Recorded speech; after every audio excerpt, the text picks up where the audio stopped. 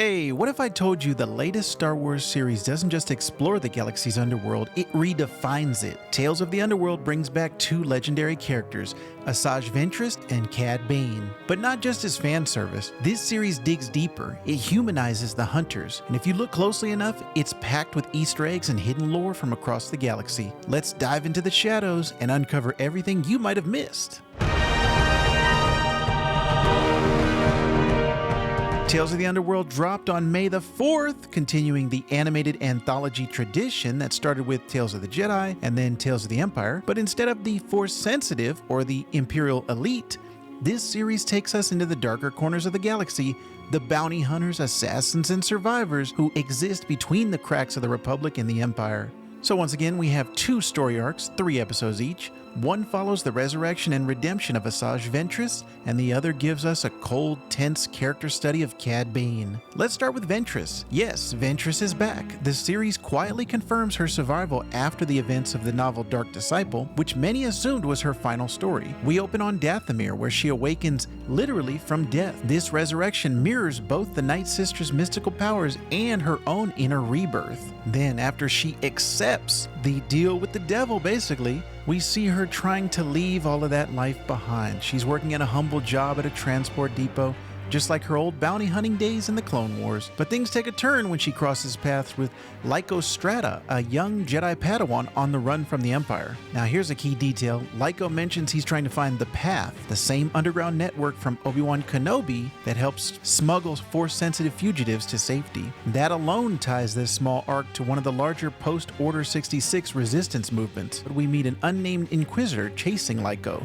Sharp-eyed fans may notice his armor design resembles Project Harvester concepts from old Star Wars Rebels art. There's a deep visual continuity here, and when Lyko and Ventress bond over trauma and survival, we see a new side to her. No longer the bloodthirsty assassin or sarcastic mercenary, she's a woman trying to make peace with who she was. And I actually really liked this story arc, the basic Jedi master and apprentice, Padawan Jedi. That whole dynamic between her and Lyko, it really had me on the edge of my seat and saying, oh, where's this going to go? I find that I'm caring for these characters. So that was a big win for me, the Ventress storyline. Then we switch gears to Cad Bane. In classic Western style, Bane takes a job on a dusty Outer Rim moon where his past catches up with him. Turns out the local marshal is an old friend, someone Bane once fought beside, but who chose law while Bane chooses credits. The emotional hook of this arc is regret. Bane doesn't say much, he never does, but you can feel the weight of his choices in every glance and pause. Corey Burton returns to voice him, and his performance is as chilling and weary as ever. There's a great moment in episode 5 when Bane hesitates, just briefly, before drawing his blaster.